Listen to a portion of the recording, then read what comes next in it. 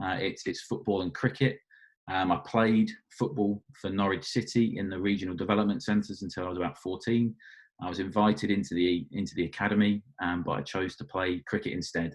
It was one of those where if I'd have put everything into football, put all my effort into trying to be a footballer, I could maybe have played in the conference, which wasn't really what I wanted to do. I wanted to try and be the best that I could possibly be, and get right to the top. I was better at cricket, and a number of people that I played with have gone on to play for England. And I went to Australia as an overseas professional cricketer for a year before I went to university. And I played semi-professionally in the UK, and basically until I started full-time as an analyst. I haven't really picked up a cricket bat since, which is a shame. When I got back from Australia the first time, I went to Cardiff Met, and I got a first-class honours degree and was given the 2014 CPA prize as the best analyst in the graduating class, before moving on and completing my masters at Cardiff as well. I owe a hell of a lot to a lot of the staff at Cardiff for helping shape me as a person, shaping my philosophy on analysis, my philosophy on sharing practice, and Daryl Cobner, Adam Cullinan, Hugh Wiltshire, Gemma Davies, Lucy Holmes. They were fantastic people for me to be around. During that time, I actually travelled back to Australia, and I did a year on exchange in Melbourne. And it was during that time that I came up with my dissertation idea. And I'll talk a little bit more about that in just a second. But just for you guys to know, my dissertation idea was looking at Gaelic football and Australian rules football and the similarities and differences between them for the purposes of talent ID and recruitment. I've got experience in 10 different sports and with 4 national governing bodies. The national governing bodies are the AFL, the Australian Football League, who control Aussie rules, the Gibraltar Football Association, the Scottish Football Association, and the England and Wales Cricket Board. Just in terms of my work in those 10 sports, most of them, having said that my background is in football and cricket, most of them I went into blind. I didn't really know a huge amount about the sport, but because I had really strong understanding of the underpinnings of analysis and the processes that you go through when you complete our kind of work, I was able to function really well within those systems. So I talk about AFL and my dissertation project. So I'd never played a game of AFL in my life. I had played Gaelic football at uni, and then when I went over to Australia on exchange, I saw AFL, saw the similarities between the two, and what happened was I had the idea to analyse the two sports and compare them for my dissertation. I spoke to the lecturers over in Australia, and they said, "Oh yeah, great idea, brilliant, like it. But instead of talk to me about it, can you just go down the hall and talk to this other person about it?" And I'm thinking of being fobbed off, and or you're not interested, so you're just trying to pass me on to someone else. I went down the corridor, knocked on the door of the office, and there was this old sort of white-haired man, popped his head out and said, "Come in." I explained why I'd been sent down to his office, talked to him about my ideas, and he said, "Brilliant. We'd like to bring you in to the AFL at some point next week, and you can present to the AFL about it and see if we can get the project going." And I'm like, okay, brilliant. Sounds perfect. That's exactly what I want to do. Got all my stuff prepared, got everything sorted, and went to the AFL and presented at their headquarters in Melbourne. And again, didn't really know who the guy was, the one from the university. Didn't really know his background. I just knew he was one of the lecturers, and presented to an Irish guy when we were there called Ty Kennelly, and they all agreed my topic was interesting. They wanted me to do the research, and we came up with a research plan. And about 2 weeks later, at an AFL game, because I used to go to as much sport as I could while I was over there, and this old white-haired man that I'd met at the university was being introduced to 50, 60,000 people as the new inductee in the AFL Hall of Fame. And it turns out that he was an absolute legend of the sport, and I didn't know who he was at all. And it turns out that the Irish guy, Ty Kennelly, that I'd met, that he had won the All Ireland, and he'd also won at the AFL with Sydney Swans as well. So these two huge names of Gaelic football and AFL, and I didn't know who they were, and it made it so much easier for me because I wasn't nervous. I just thought they were normal people that were interested. But it was great to have their backing because it gave me legitimacy, which is something that I needed to have to be able to work and get my work sort of approved by everyone. And because they backed me, it was perfect for me. Now, that sort of experience of not having worked in the sports, not knowing about the sports, and being able to go and do really high level research is something that's always stuck with me. So when I did my master's, you work and take on a work experience placement with either something external or something internal within the university. And I chose to work with basketball. I liked basketball. I watched basketball, but I'd never played it. Didn't really have any coaching knowledge of it at all. And thankfully, Steph Collins, who was the women's GB basketball captain at the London Olympics, she was brilliant with me, gave me some great knowledge and some really good understanding and underpinning of the sport. And all I did was fit that knowledge of basketball around my knowledge and expertise around analysis. And that's how I've kind of worked. Is I've never felt the need to have an in-depth knowledge about a sport to then go and analyze it and to work within it. Fundamentally, the ways of working should remain the same. And it's one of those things that I found, that I'll touch on it later on, that if you've got experience in one sport, you can use it in another. So I work in football now, and I have lessons I've learned from hockey and lessons I've learned from basketball that I take into my football practice. And again, we'll touch on that later on. Just to let you know as well, my first game as a football analyst was Gibraltar versus Portugal, the game after Portugal won the Euros. So this was my first ever game, never worked in football before. And as you can see, there's the trophy. And then as you see the players walk out, there are some unbelievable footballers in there. It was a very special day for Portugal, presenting the trophy to all the fans in Porto. And for Gibraltar, it was a great thing for us because we played all our home games in Portugal as well. So they invited us to be part of what was a celebration for them. That was quite an experience to have to try and help us play against the European champions when I'd never done anything in football before. But again, because I trusted my processes and I trusted my knowledge of analysis, I was able to go and do what I think was a good job with them. And I'm ISPAS accredited, applied level 5, and I have been for the last 2 years. I've recently got reaccredited. All that means is that it's the highest award that you can get from ISPAS, and means that I work to a high level. Now, one of the things that I want to touch on very quickly is my work in sport, be it playing cricket or working in sport as an analyst, has let me see 42% of Europe and 11% of the world. It's been transformative in my life, and I firmly believe that sport is a power for good in the world. And I've seen so many positive changes in my life because I've been to all these different places, seen different cultures, met different people, and it's been very special to me. And I take that very seriously. I do think sport is a wonderful mechanism for change. In terms of working at Rangers, so enough about me. Let's get to the nitty gritty.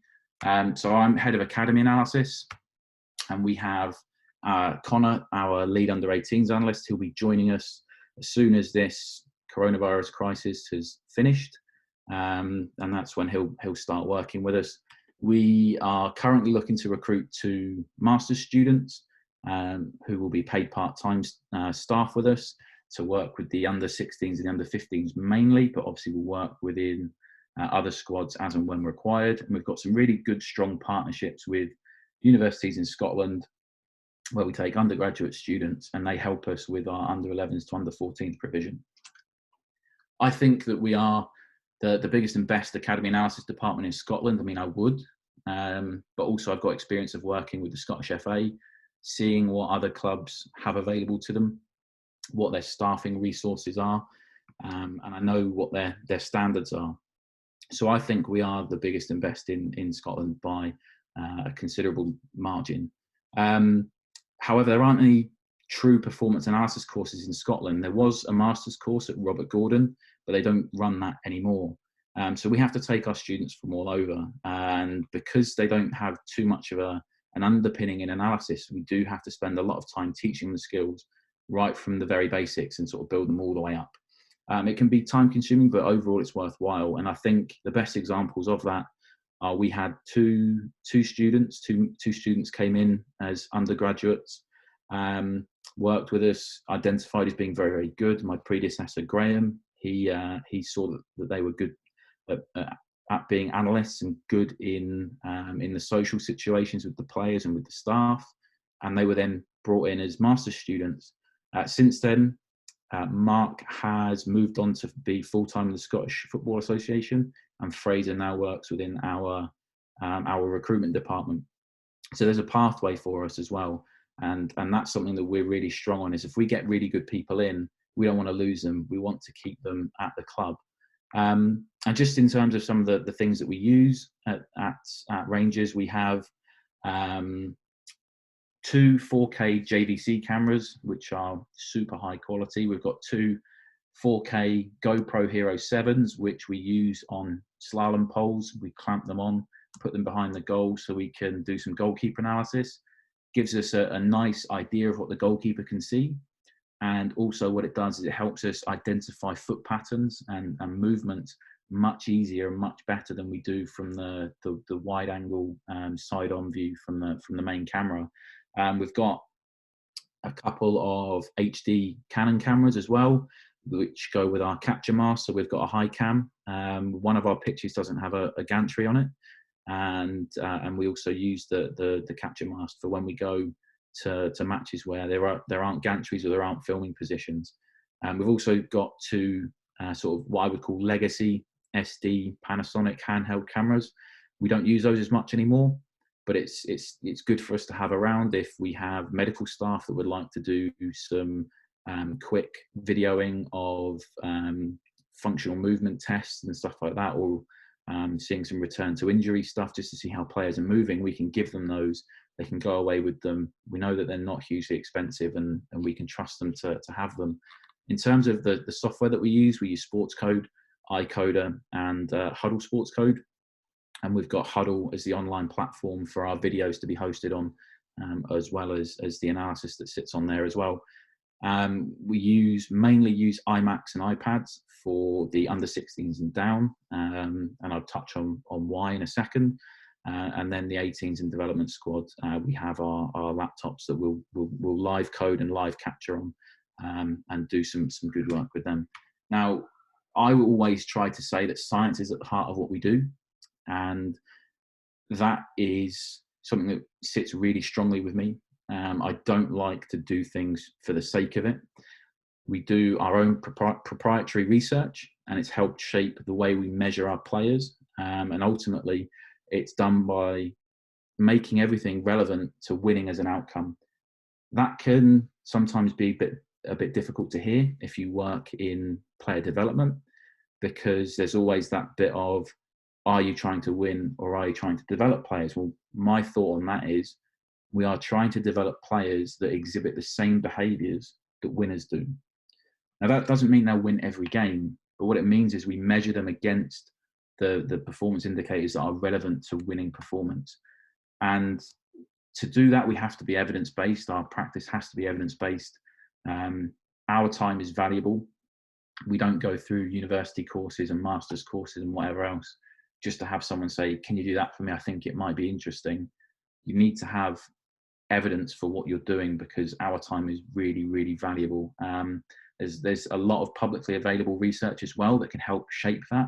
If you work at a club where you don't have access to universities, or you don't have access to academic research papers, you can find a lot of stuff online and have that underpin your work at the club. And there's a huge thing as well, which is about knowing your audience. So yes, I'm saying science is at the heart of what we do, but you don't always have to talk in a scientific way. You need to try and make the research and the data accessible to everybody. The way I'd say is, if you use too much technical language, you can find that players and coaches sometimes switch off. Whereas if you've got other analysts or coaches that are sort of technically minded, you can be a bit more technical with them, and it actually helps them engage as well. So you need to know your audience and work with your audience on that. Now, I'll just talk quickly about performance indicators for team and individuals. So we don't have a data provider at the club, which a lot of top level teams in England will have. We don't. There's no tracking or location data. We have our GPS, but for me to map our GPS onto my coding is beyond my skill set. So we use benchmarks from publicly available research. I'll use a couple of very vanilla examples, so it's not too much there, but things like total shots ratio. If you don't have expected goals and you can't measure the quality of chances you're creating, can you measure dominance? So if you look at TSR, it basically tells you the percentage of shots that your team takes in the game. Seems really simple, and it is. But teams that qualify for the Champions League will take 66% of shots in a game on average. So that's at one of our benchmarks. If we haven't got expected goals data, that's one of the things we look for. Now, one of the other things that we do is we look for possession. Now, I know possession isn't particularly important as a standalone statistic. It's not hugely related to winning performance. But the reason that we look for it and we try and benchmark against it is because there hasn't been a season on record where our first team have had less than 51% possession. So we use it as a check to see whether or not our teams are playing against teams in a similar way to our first team. So that's the only reason that we look for it. We look to say, are we teaching our players to be comfortable in possession? Are they used to dominating the ball? Can they therefore break down teams that sit in and defend a lot against us? And that's why we do it. So even though the research maybe says it's not an important thing to do, I still collect that information as a check and as a sort of way of shaping our opinion about how we're trying to play. In terms of individual players, it's position specific, researched to find data most relevant to winning. Again, I've already touched on it, but I think development and winning are two sides of the same coin if you have the right perspective on it. But everything comes back to relevancy to that position.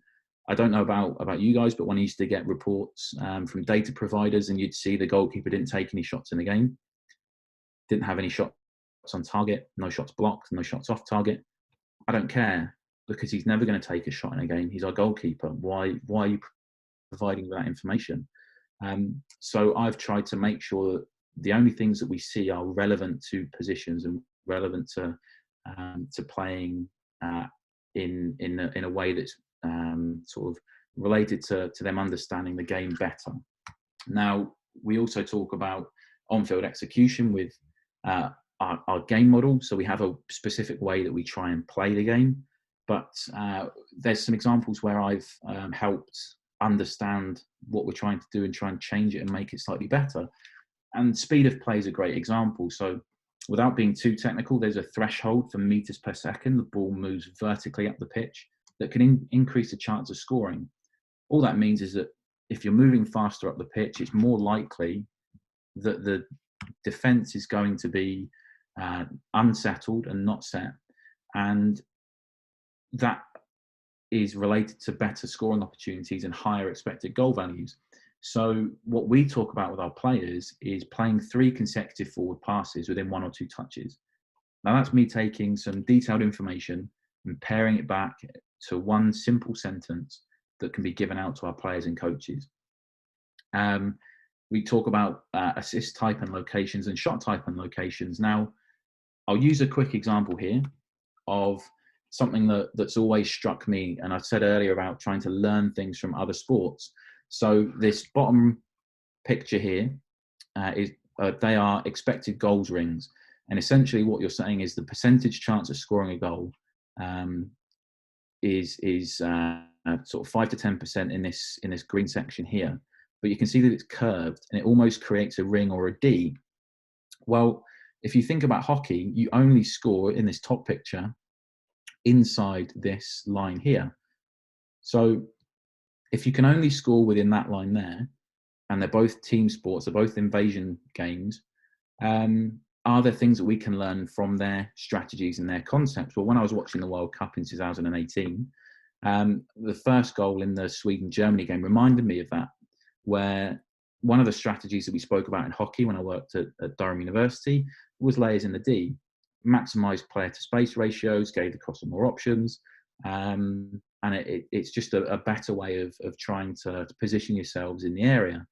Now, that's some really complicated data analysis that creates expected goal values and the understanding there. It's then relating that to another sport where it's more prevalent because you can only score within that area in hockey, and then seeing those sorts of tactics put in place in a different sport. Now, we try and work within that. So think about the expected goal circles that you've just seen. And what we try to do in our warm-up before a game, and hopefully you can all see the video, is we try and work within those areas. We take a shot that's slightly further out, and then we have a cross for hopefully a finish that's a bit closer to goal. Now, this is the last thing the guys do before they go inside. And you see a lot of teams will just do the shot from distance. They won't necessarily work and try and get the second shot in. Great save by Jay, and a great second save as well. But this changed, this warm-up routine changed because of the information that we were giving to our coaches, and they thought it was so important that this would be the last thing they do before they go in into the dressing room for the team talk. And part of this relates back to something that I ended up speaking to Peter Lovenkrands about. Now, I'll be very honest, I'm a Newcastle fan. I used to speak to Peter about playing for the club. And when I used to go to matches, I used to sing his name, rather embarrassingly, used to sing his name on the terraces. Now, we were in a post-match meeting after one of the games when I first started at the club, and the player took a shot from a position I thought wasn't correct. It wasn't the right decision. There were 3 other options they could have passed to. Peter then said, "No, I don't agree with that. I think the shot you've taken there is fine." I then said to Peter, "Look, I disagree, but we'll talk about it afterwards." I then spoke to Peter. I showed him this information. I gave him this as sort of global information about shooting and scoring in football. Here's what most teams do. Here's what most players do. You're teaching our players to do something that isn't necessarily the right thing to do. He still didn't get it, still didn't believe me.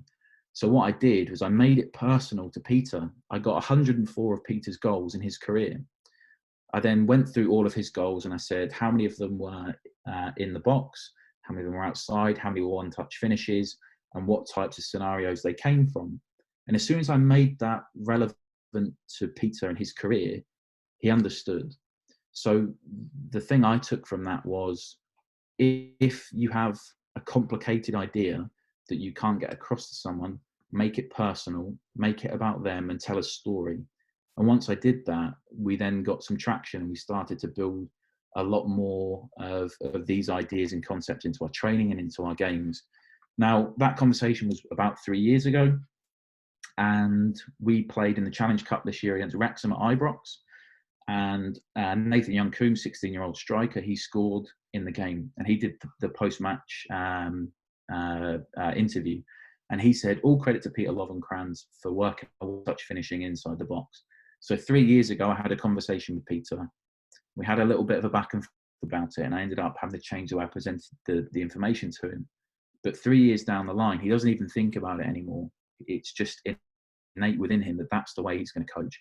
That's how he's going to teach our strikers to go and score goals. So that's really heartening to me, that I can see something and find research that's scientifically based, give it to our coaches, and you see performance impact from that. In terms of set plays, I did have some Rangers examples in here, and then I saw the invite list, and there's someone here from the club across the city. So I've taken our set plays out, and I've put in set plays from when I worked for Gibraltar. So apologies for the rough and readiness of the video. It would have been nice to have it illustrated. But set plays are really, really important in football. They're gaining more and more traction. Well, this was my work in 2016. Start with corners first. So this was a World Cup qualifier against Estonia. We're playing away from home. Now, if you watched the World Cup as an England fan, you'll remember what they called the love train, and the way that they set themselves up from corners and what they were trying to do to cause problems within that. Well, this is something that we were doing, which is something called framing the goal. And that means having people that go front post, middle, and back post on all corners, because of the chaos that it causes. When you have corners, it could bobble, it could bounce around and just go anywhere. So you need players that frame the goal and can just divert the ball into the back of the net. Again, that's elements that we were putting into practice here with Gibraltar. The process is the same. And then this one for the Belgium game, near post corners are some of the most effective in football. So we noticed that they would leave that whole front post area completely free. So we tried to run a scheme that got us a header on goal in that front post area, which we got, but we just didn't get enough on it. This time, what happens is this is away in Cyprus, it's against Nicosia. Cyprus have loaded the front post. So all we did was we ran a block, and you'll see one of our players pull around the back post here in a second. We ran a block to get him around the back. Everybody else went to the front post in acres of space. Now, Joseph actually hit that volley brilliantly, and I'm convinced that he is one miss-hit volley away from scoring the second and us winning that game. As it was, it didn't go in and we ended up losing. But in terms of free kicks, really similar ideas. So again, this one's a good one for framing the goal. So it's against Portugal. You can see we've gone front post, middle, and back post. Because we've framed the goal, we almost get a free header at the back post. Again, when this one gets crossed, you can see we're going to start to frame the goal. Now watch at the back post. There's a thing called orientation that is hugely important in scoring from set plays. Now, what happens is, if you position yourself in the right area, the defender can only look at one thing, either the ball or the man. You can see here the number 4 has decided to look at the man. You can see at the back post, he's decided to look at the ball. Because he's looking at the ball, and if you watch the Gibraltar player out here, what happens is he curves his run and then comes in late to get in front of him. Now, because of that orientation change, we actually almost get another good opportunity to go and score. Now, this I genuinely thought was a goal when it was live, and it was a really well-worked set play, and we end up scoring the header. 2 seconds. We end up scoring the header from it. But what happened was, you can see Joseph just get a little push, and he just goes a second too early, and he's marginally offside. Now, if we can work on set plays to this extent with Gibraltar, why isn't everyone doing it? Because ultimately, a team like us, when we played, we weren't expecting to win, but we were going to do everything that we possibly could to win. And I talk about framing the goal, that's exactly why we do it. Because if we don't treat our set plays with the level of seriousness that it needs, we don't score this goal, we don't get a chance of getting a point or a win in international football for a country with 30,000 people in it. Long throws, again, is something that I try and generate shots for goals. Now, there's also a thing that looks at long throws that go central and help the opposition press. See again here, long throw, middle of the pitch, and now we're out and away. Again, Greece have flooded the area with players who've got a 2-man overload at the time. So we throw it long, central, and we try and play out that way. So again, like I say, in 2016, I was doing all of these things with Gibraltar, and I still think that we need to do more of it with every team in football. Really, it's one of the most important things in the game. In terms of talking about provision, it's different depending on age group, and the next slide will sort of give you a bit more information on that. But there's a theory that we need to understand, which is about premature professionalization, which essentially says that if you treat players as professionals too young, you actually cause greater levels of burnout. So players don't want to play, and they don't reach their potential because they end up demotivated, and there's all sorts of issues with that. So we try not to start too early with them in terms of detailed feedback. And in terms of our feedback mechanisms, we try and be time limited. So when we're in meetings, again, all the concentration and attention span research suggests about 20, 25 minutes max for adults. And obviously that tapers down again for players as you get younger and younger. So we try and be time limited. We try and be clear and concise and do things quickly. I also think it's key to mention here, again, about science being at the heart of what we do. Feedback is better, it's quicker, and it's more understandable with telestration. There was a very recent journal article that was published by Andrew Butterworth and colleagues. He came out last week, and that looked at the use of telestration, and it's something that I'm hopefully going to get my hands on and have a read about. But that might then shape the way that we present our feedback going forward. And just quickly talking about some examples of what I do. Here's our provision. So this will change slightly when we get our 2 master's students, because I will move the 15s from this and move them up into here to be level with the 16s. So up until under 16s, they don't get pre-match analysis because we aren't worried about what the opposition are trying to do. All we're doing is making our players as best they can be to perform at their best level in a Rangers way. In terms of in-match analysis, we don't do anything up to under 16s. Again, that's because we are trying to see whether we are creating players that are capable of making decisions on the pitch. We don't want them to be joystick controlled. We don't want them to be reliant upon our feedback. We need them to be able to do it themselves as well. They all get post-match analysis, which will be about reinforcing behaviours. It'll be about reinforcing certain patterns of play and certain ways that we try and play the game in our Rangers Academy game model. And in terms of detailed individual clips, they get that from under 16s up, and there's a few specified games that they get that for the under 14s and 15s. And as I say, hopefully with the recruitment of 2 master's students, we'll be able to add the under 15s to that as well. I've said that away matches don't get filmed, and that's because we don't send our staff to those games, but they do get filmed by the opposition, and we will take their footage. So it does get covered. It's just that we don't send our staff to go and do it. The under 18s will get pre-match analysis. Again, we're trying to make them more used to first team level exposure. So can they take in information before a game, and can they then use that on the pitch? In terms of in-match analysis, they get them for sort of cup finals and stadium games at under 18s level. That's again because we are still trying to create players that are self-sufficient on the pitch, that they aren't needing constant information from the sidelines to be able to go and play. But we do need them also to be able to take on board analysis live at games. So we do it as and when we can. But they then get post-match analysis. They get detailed individual clips, and every away game we will send a staff member to the 18s, and they will go and record the game for us. Now, the reserves or the development squad will get everything, so they'll get in-match analysis as well. And the part of that is because we need our players to be able to step up and play at first team level.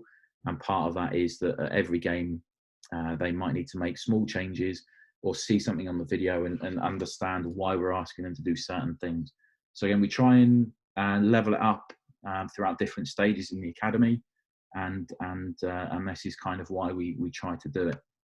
There's I talked about the research that I do, so this is just a very quick screen recording of all of the work that I put into understanding the different performance indicators that we use, and the way that we've tried to measure that against different positions, and things like points total, games won, goals scored, goals conceded, or goal difference. So we try to be led by the research, and then in terms of publicly available research, I put together a document here, made in 2016, so it needs to be updated. But it was an interactive document where we would go through all of the research that was related to how we try and play. It went to the guys; they then got to use it in their own time. it's sat on their iPads, and they could go through it all. And it was just a really nice way for them to receive that information. Now, this, like I say, it needs to be updated, needs to be changed, just because the amount of information that's available is far higher now than it was at the time. But all of that research and all that work comes together for our code windows as well. So you can see I plot every single action and where it is on the pitch. There's loads of the performance indicators that we try and use. And then that feeds into this is the post-match analysis stats window. And you can see for this example that we've got lots of pressure events high up the pitch, not many regains in the top left, and not many pressure regains either. So for me, it was a case of using the data that I've gathered in the game to then look at the video and say, why weren't we able to win the ball back in that part of the pitch? And then we can evaluate off the back of it. So we try and be led by the data to find the right video. And then in terms of individual players, again, try and taper everything back to stuff that's just relevant to the player and the position that they play in. So you can see if you use scripting, you can change the player name, it updates the information, changes position, and it updates the information as well. And again, it's really simple. There's not a lot there. It's not too much. It's enough for them to get an understanding of the game and what they did within it. I also think that it's important to talk about linking analysis together. So we have opposition, training, in-match and post-match analysis.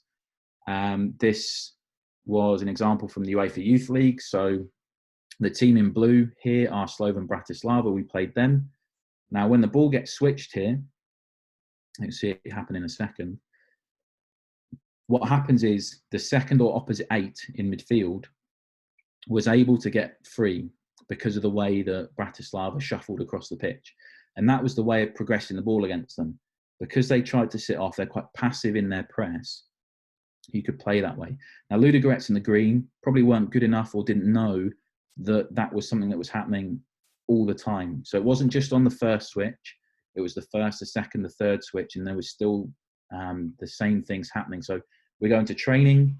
Here we are playing down the one side. The fullback knows not to go down the line, knows to switch it, play to the second 8 again. So second 8 or opposite 8 picks the ball up, out to the other side. So that's 2 switches now. Go back to the third switch. This time when the switch happens, all of the space is on the right-hand side. So we can now play down the right-hand side and play into space and actually get into the box. Now, what you'll see next is an example in the game of where that happened perfectly. Is exactly what we spoke to them about. So you see here, the opposite 8, second 8 can get on the ball. He's got 2 options then to go and play to, which is brilliant.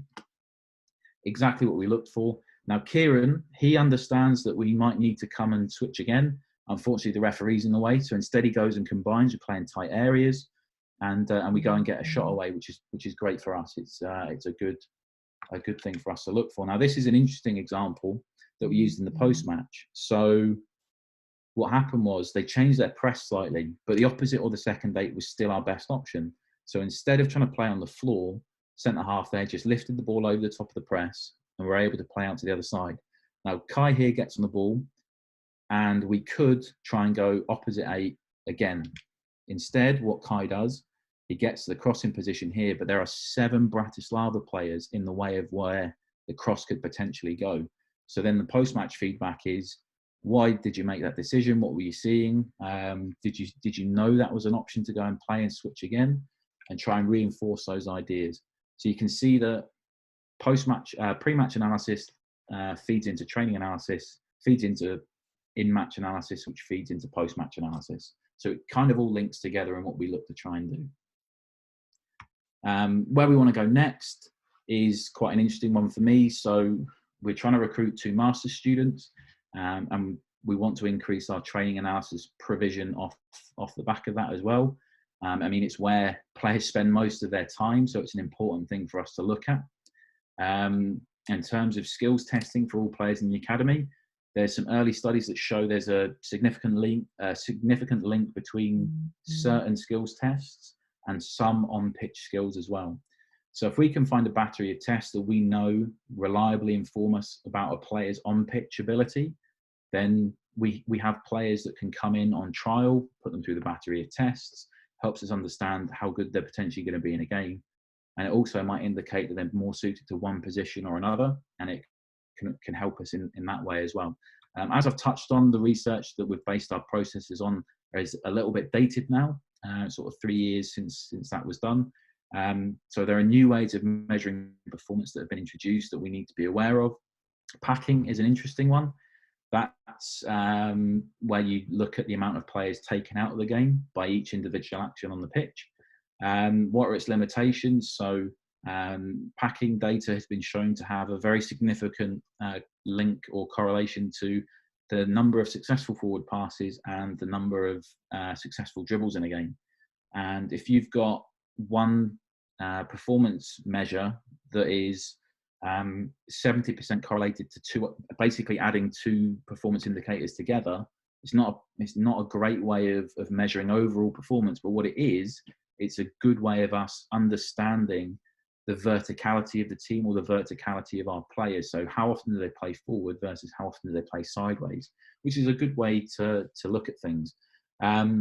There's also things that we'd like to measure, like scanning. So we had a CPD webinar with one of the coaches from the Right to Dream Academy out in Ghana, and he shared some great research and his work on scanning, so measuring the amount of times a player scans before they receive the ball, and also seeing the improvements in on-ball performance, so pass success, dribble success, all those sorts of things, and how it was related to the amount of times they scan. So if you can improve their scanning scores, then all of the other stuff increased as well. And also I'd like to increase the understanding of analysis and foster a self-sufficient analysis environment. So basically that means that a lot of what we do has been analyst-led, and that can be good. It can give us some really strong structure to our work. And if I lead the analysis sessions, which happens sort of half of the time, it's a different voice. You can increase player buy-in, and it can allow you to do things in a slightly different way to what they're used to. But coaches need to know how to do some of the basics. They need to help us improve our workflows. Even something as simple as the coaches going through the individual player clips for each of the players in the game. And even if they just use flagging and they flag the best, the worst, and two good clips, that then means we've then got a database of events that we can then go to our players if we're looking at their IPTs being their individual player targets. We can then say, these are the things you're best at. These are the things you do really well in the game. These are the things that you maybe struggle with in the game. And it's all been picked out by the coach already. So we already know that the clips themselves are valid. And then they can start to say, well, do you want to make a super strength? Do you want to make your strength even better? Or do you want to improve your weaknesses and become a bit more of an all-round player? And you can involve the player in that conversation as well. So those things are really good for me to try and bring in, and something that I'd like to do. And I think a huge one, update code windows and output windows. If we're going to create our own research and we're going to start to bring in more relevant and new information, all of our processes need to change alongside that. And that will be one of the big things that we need to work on in the next couple of months or even next year, depending on how long this goes on for. That's kind of everything that I was planning to go over. I've got a list of questions from the questions that you guys had already sent in. I'll touch on those in a second. I'm just quickly going to have a drink. Brilliant insight, George. And just before you kind of start with some of those questions, just something that's kind of stuck out to me throughout your kind of presentation in terms of that kind of evidence and benchmarking. Yeah. So you've spoken about making sure that each kind of provision is specific to each of those age groups that you're working with. How much of that winning performance benchmarks is that kind of against first team senior players, or is that kind of one age group up and almost taking on board that kind of scaffolding and pushing them to that maximum potential? So what we do, or what I have done, is we have done all the research uh, against where the most data is. So it's against top level performance in either the Scottish League or the top 5 European leagues. Part of that is because when I started at the club, there wasn't a huge amount of data available. And it was about doing something that was going to give us the biggest impact straight away. I didn't really want to come in and start doing things that I just thought were interesting. I wanted to be able to say we're doing this because, and the reason that we ended up doing that was because I'd done the research on the top level performance. I would like to have it look at performance in the different age groups, but I think we need a bigger data set before we go and do that. Perfect. I'll just crack on with some of the questions that came up. Grouped together a few of them. Some of you wanted to know more about the loan player analysis. So looking at the questions there about monitoring young players when they go on loan, what methods do we use? How much analysis is shown to the first team manager at their current club? And I'll answer that in 2 ways, because I'm not quite sure what you mean by first team manager at their current club, whether that means the club they're on loan at or the club that they're being on loan from. Collecting data on loan players or just their video, how do you store and display it? How do you get the footage for loan players, and how does their level of analysis compare to other players who you see face to face? Well, easiest questions first, and I'll go with how do you get the footage for loan players. So we have very good links with our loan clubs, and they will send us the footage if they film it themselves.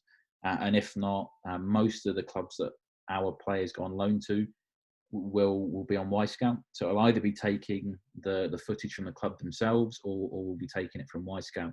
And how does the level of analysis compare to the players we see face to face? That depends. Everything will still be placed on the online platforms for them that they have, so they still have that accessibility. In terms of one-to-one stuff, that doesn't fall on me.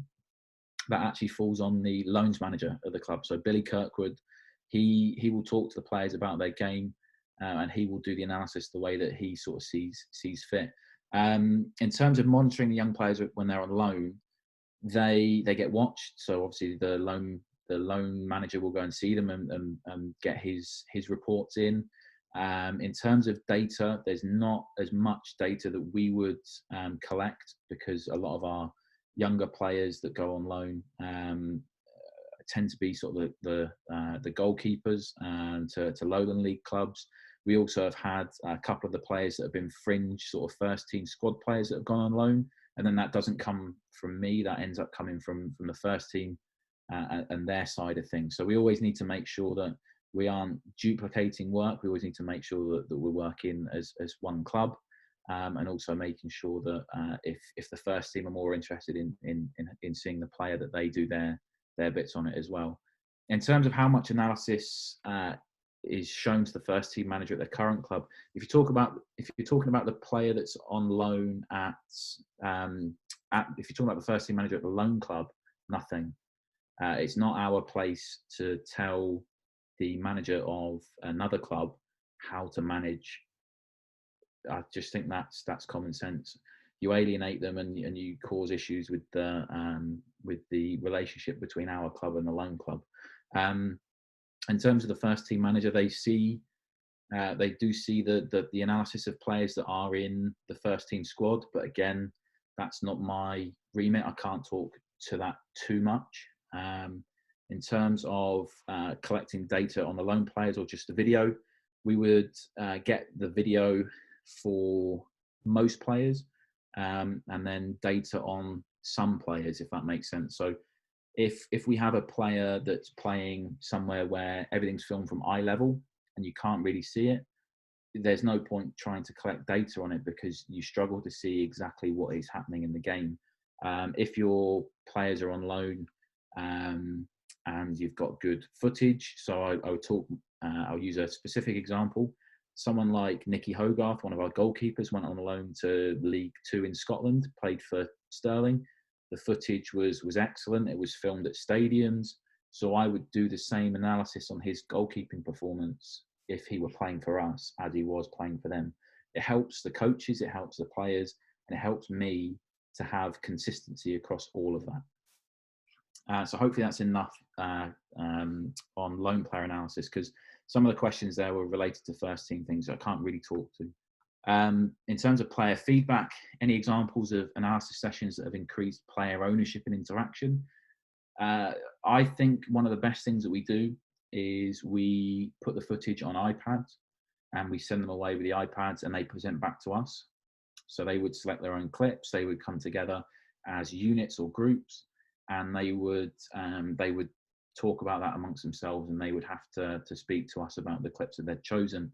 I always think that's a really nice way of doing it, and it's a really good sort of unstructured way of doing it, because they might come back with something you hadn't thought about, and it can make you think in different ways. That's one of the best ways that I found of doing it, is if you empower the players to say, what did you think about the game? Can you talk about the game? One, you're assessing their understanding. Two, you're getting them to interact, not just with us as staff, but also with the other players. And also, I think that it's a brilliant one because you're giving them technology that they're used to using at home, and you're sort of breaking down barriers within that. And then in the how do you deliver feedback in a team setting or small groups, I think that's dependent upon what you're trying to get out of it. So I've said about us giving the iPads to the guys, and they will look at they'll look at their own clips or talk about their own bits as a unit, and they'll come back and present. That's an interesting one. And someone's writing something on the screen. It's quite distracting. Sorry, let me just start again. That's very distracting. How to deliver feedback in a team setting or small groups? So small groups, if we're trying to generate a bit more interaction and get people to do a little bit more amongst themselves and to think about the game a little bit more deeply. If we're trying to get a message across to the whole team, be it post-match analysis or pre-match analysis, we will bring them in as a team. And then we also don't just do small groups, we'll do one-to-one feedback as well. So players can come to me, they can say, George, can we go over my clips? Or they'll say, can you get my clips of this game? I want to go over them with a specific coach. So we're very, very lucky at the club. We've got Graham Smith, the goalkeeping coach, who was in the UEFA Cup final squad for Rangers. We've got Kevin Thompson, who's a central midfielder for Rangers. We've got Peter Lovenkrantz, who was a forward for Rangers and Schalke and Newcastle. And we've also got Graham Murty, who was a right back in the Premier League for Reading. So we cover off every single part, every unit with top level footballers. And if players want to go one-to-one with them, it's my job to just facilitate that. I don't need to be involved, but we do deliver one-on-one as well. Interested to know about unit meetings with players. So I think I've touched upon that already. We will do unit stuff. That will tend to be about empowering them as a group and saying to a defensive unit, here's the iPad. Can you go through the clips? Can you find out what you want to speak to us about and do it that way? And then how do you get the 23s to integrate with analysis? So we don't have a 23s. We have up to the under 18s. And then we don't have a reserves team. We have a development squad that sort of play like a European B team type season. They go and play the best teams in Europe and go and play first teams as well. So in terms of integrating them within the analysis, I think it touches upon some of the things I've already spoken about, but also the fact that we provide the online platforms for them and they can watch things themselves.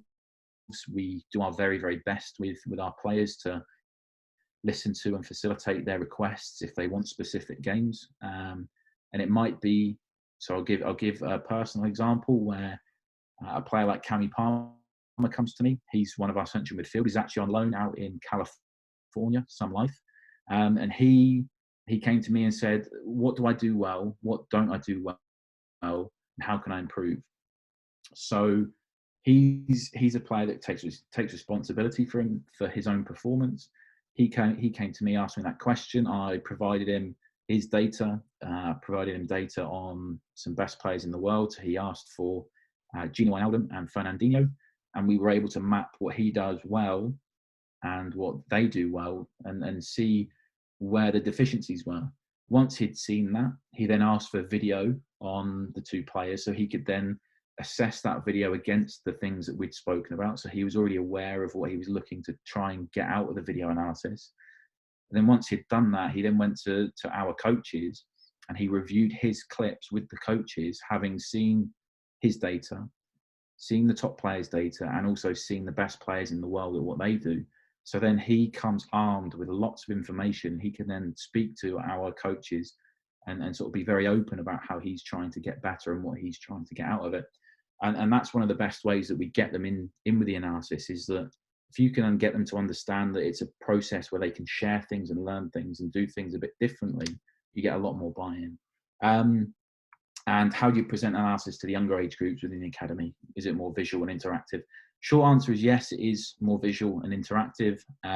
Again, they'll have iPads a little bit more often, and also, as I've touched on earlier, they don't get as detailed analysis. It's not as long a meeting, it's slightly shorter.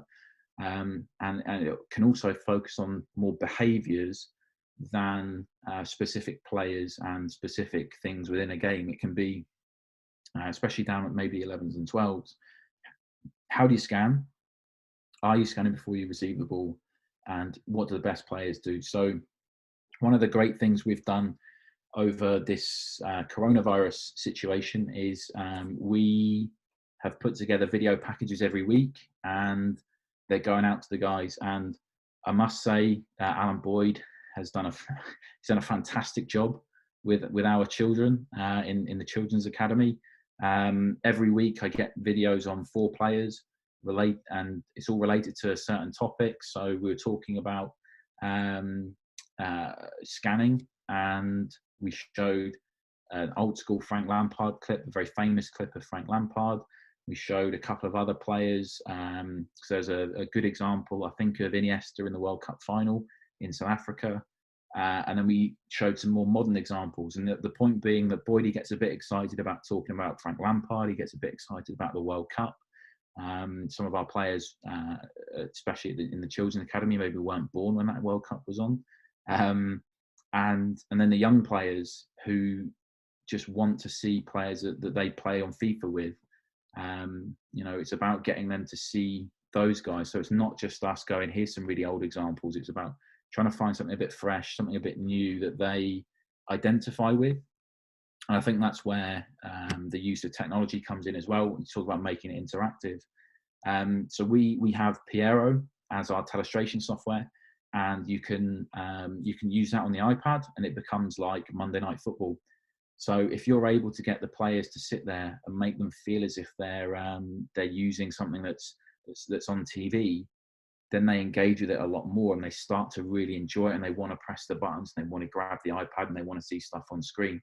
So it's about trying to get buy-in that way as well. So there's a couple of different strategies that we use.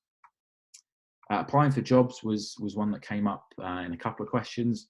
So if you were looking to employ a student who has just finished an undergraduate degree, would a student have a higher chance of getting the job if they have studied a performance analysis degree compared to a student who has studied a sports science degree? No, they wouldn't have a higher chance, I don't think, mainly because undergraduate level, as long as the sports science degree had performance analysis modules and they were able to sort of take performance analysis as their major subject in final year, so they did the dissertation around performance analysis, that's more than enough.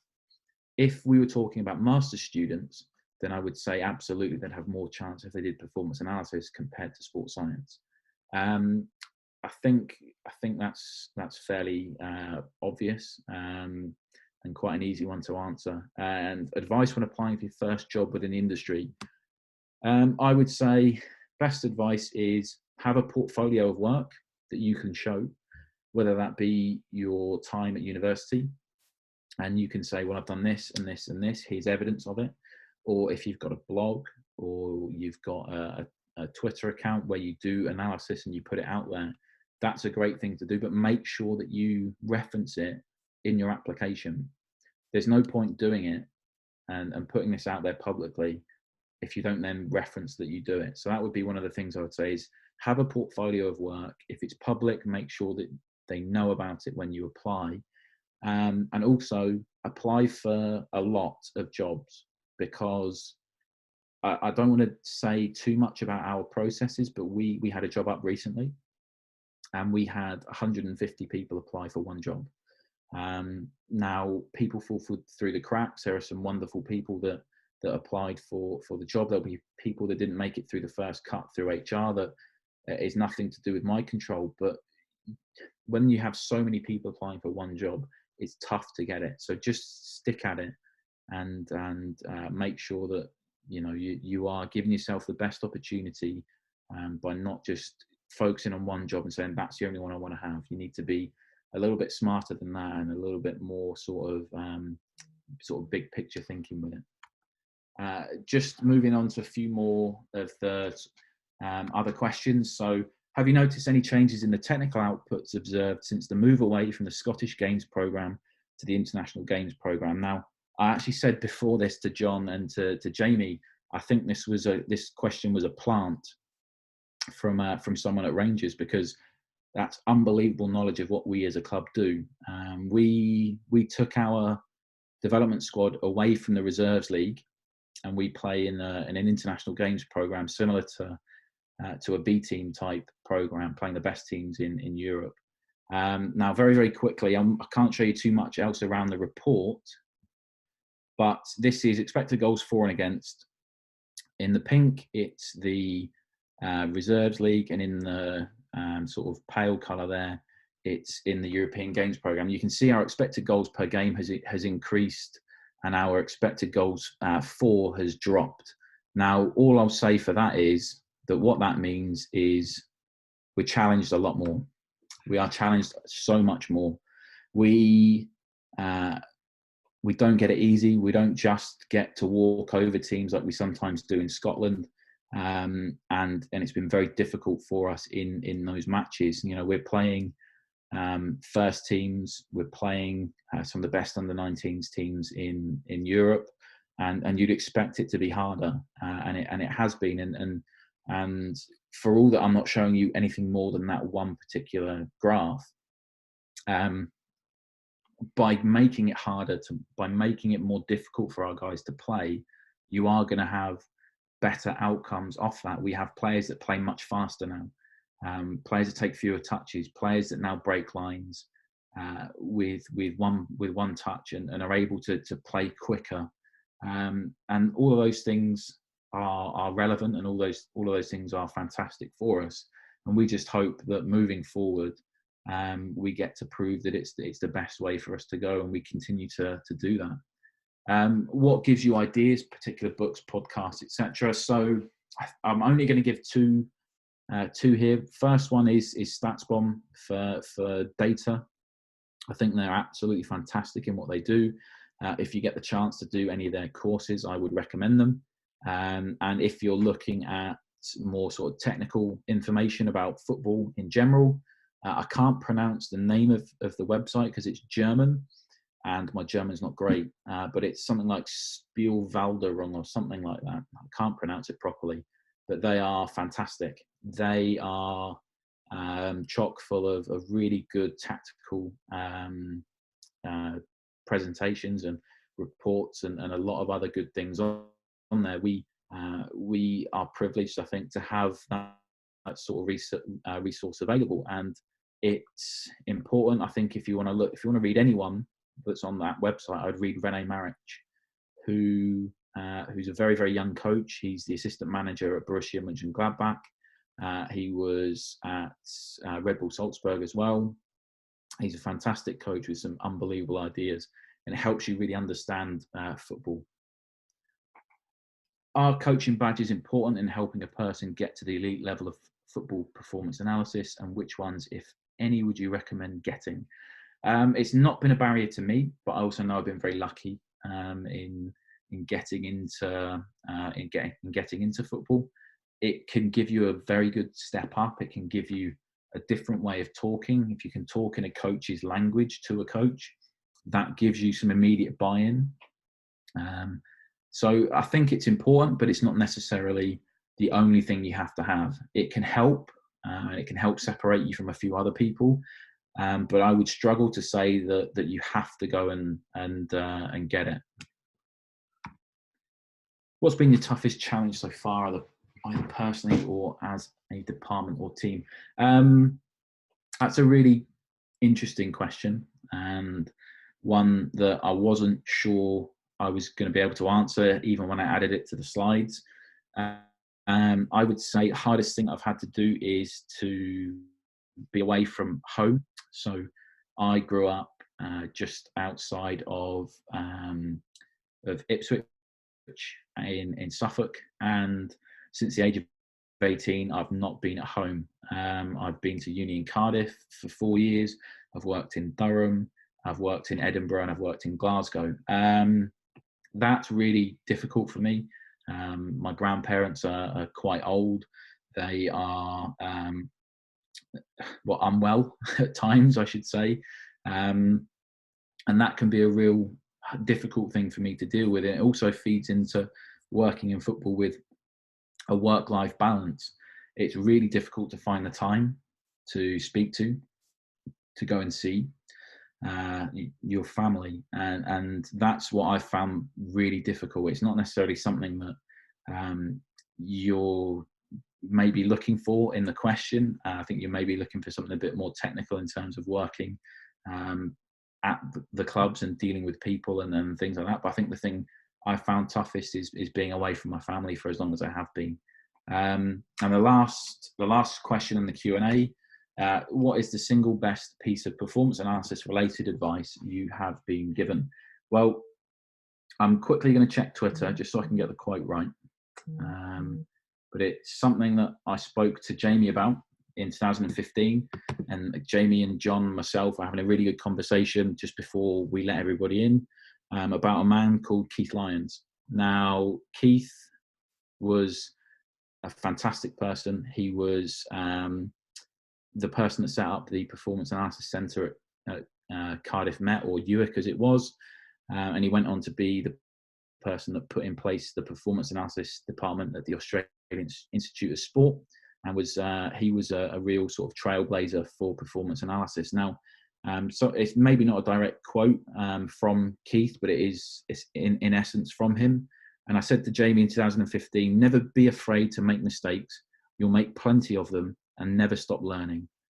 That's Keith. That's Keith to a T. That's him trying to get you to be different, do things differently, try and break what is common practice and do things in a way that nobody's seen before. And that was probably the biggest piece of advice I've ever been given. And I must admit, Jamie tweeting that at 2:00 this afternoon really helped me answer that question. So that's probably the end of what I've got at the moment. I can see there's some things on the chat, and John, if you want to sort of wrap this section up, and we'll go to the chat. Yeah, no, perfect. Thank you very much, George, and some really kind of fascinating insights from yourself, not just in football at Rangers, but across the kind of experiences that you've had. So brilliant. I've just kind of made some notes and some further kind of questions, but if anyone else wants to kind of jump on the mic or wants to carry on kind of writing some questions, feel free to, and we'll kind of fire some of them out in a bit. One of the things, going back quite a few slides, you mentioned about in terms of utilizing that video and that feedback method, and kind of mentioned about 4 clips as a kind of a mantra that you use in terms of fitting with that ITP or that individual development plan. Is that always a kind of a use and that kind of number of clips you use, or does that kind of fluctuate and give that autonomous to those individual players for them to kind of choose those clips? It can vary. Like I say, the thing that I'm saying about the 4 clips in a game, that's more just so we've got moving forward. I would hope that's more that we've got what the coaches think are important from those games, and you're not asking them to do too much. Because if you're asking them to go through every single player and get 6, 7, 8, 9 clips, it's going to be a lot more of their time resource that's gone. So we are trying to introduce that slowly, and that's sort of why I say about having kind of 4 clips for it. In terms of their IPTs, they can get a range of clips when they're deciding what they're going to do with regard to choosing what they're going to work on next. They get the choice of what they do. It's not coach led. We provide information to them and they kind of go, well, I want to work on this and this is why. We provide the video resource for them, so they've got not necessarily a nudge in the right direction, but so they've got an understanding of what we think they need to work on, but ultimately the decision rests with them. Okay, no, good. And just kind of linking to that and Jordan's question, in terms of individualizing it and tailoring that learning, how does that differ maybe for the under 11s and 12s compared to your under 18s players? If you could kind of just give us a little bit more of an insight into that, really. Yeah, so the youngest players, they are much more about behaviours. So it's about, as I was saying, it's about scanning. Do they scan? Can they take information in that way? The behaviours that we look for with you know some of the out of possession stuff. So do they lock on? Can they recognise when they need to go and put pressure on the player on the ball? Those sorts of things. It's more about their behaviour within the game than specifically like a technical aspect. So we're not saying to the 11-year-old, you need to work on dribbling 1v1. We're just trying to get them to be expressive and be creative and try different things. And then as they get older and they move on to the intermediate and senior academy, then it does become about maybe your dribble percentage is quite low for your position. Can we work on that in training and in your IPT sessions? It might be that one of our players, like one of the centre halves, he has a really low number of passes where he plays forward. He's always that player that will play to the other centre half or play back to the goalkeeper. Can we encourage him then to go and play forward and start to do that instead? And it's that difference in the younger kids looking at behaviours, and then the older ones, it's the more technical aspects. It's more sort of this is something that we need to work on with you technically and try and work on that way. Okay, no, really, really good. And in terms then of linking that in regards to the overall kind of philosophy at Rangers and that kind of stance and your stance in terms of that academy football being that winning mentality and preparing those players for winning. How does that? Well, that's I'm not sure. Sorry, John, I'm not entirely sure that's exactly how I want this to come across. What I'm trying to say is that we measure our players for when we put together our key performance indicators. They are relevant to winning performance at senior level, but we aren't expecting them to win every game. We are working on their development. We just want them to display the things that are relevant to winning more often. If that makes sense. Yeah, no, that's fine, and good kind of clarity on that. So, in terms of when you're kind of processing it and providing that feedback, so is that more around those attributes that you look for rather than those metrics for those younger players almost? Yeah, I think that's a good way of summing it up.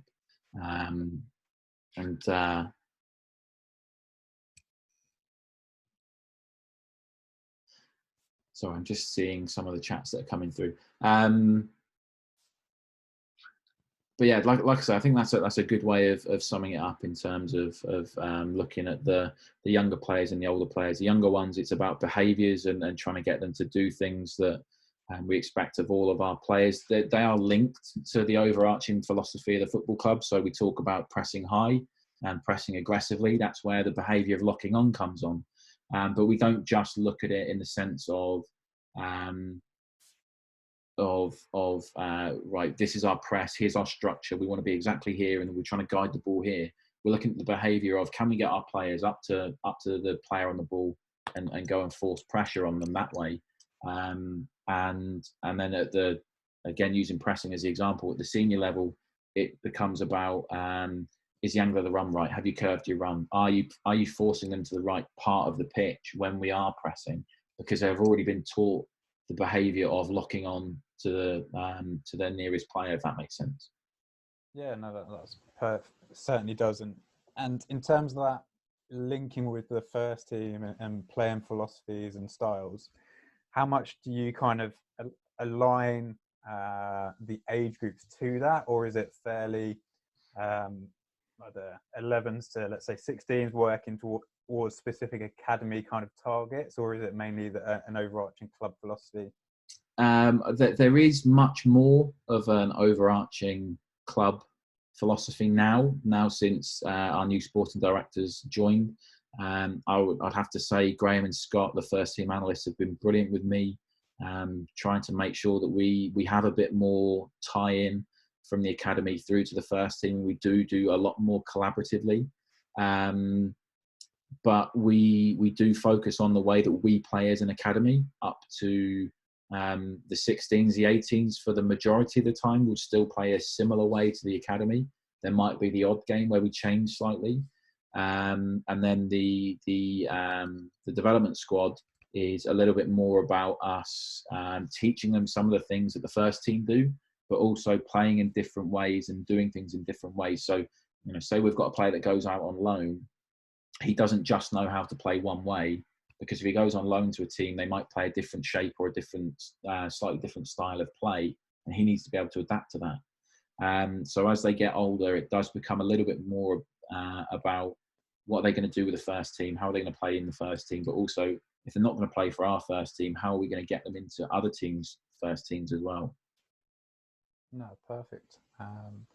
Okay, I think we'll kind of start wrapping it up there for today. So it's been really good having this insight from you today, George, and sharing that kind of knowledge and that journey that you've gone through. Obviously, you've got your contact details down the bottom, so if anyone wants to kind of have a chat with you or drop you a message, you've obviously got your information there.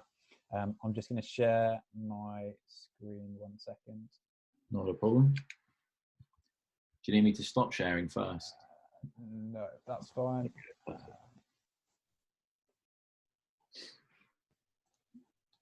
So over the next couple of weeks, we're going to still be kind of continuing to do a number of these webinar sessions. In terms of the feedback that we've received to date has been really good, not just specifically on football, but a variety of different sports, enabling to learn and transfer those messages. So even the guys who've been on here today, I've had a look through the kind of list of people, and there's people from rugby, from multi-sports, from tennis, all on there. So hopefully some key messages taken away from there. Just as a bit of a reminder, we will be, we're just kind of finalising the next 2-3 weeks of webinar series as well. So keep an eye out on our Twitter feed for any further updates moving forward. And obviously the sessions that we've done so far are available on our YouTube channel, and this session that George has just done for us today will be up there probably tomorrow at some point. And I'll obviously circulate the kind of link on Twitter for you guys. So once again, thank you very much, George, for your time and your insights. And been really interesting to see how it's kind of run and operated up at Rangers, and slightly different to potentially some of the setups in England for us. So yeah, thank you very much again. Perfect. No, not a problem. Thank you very much for having me.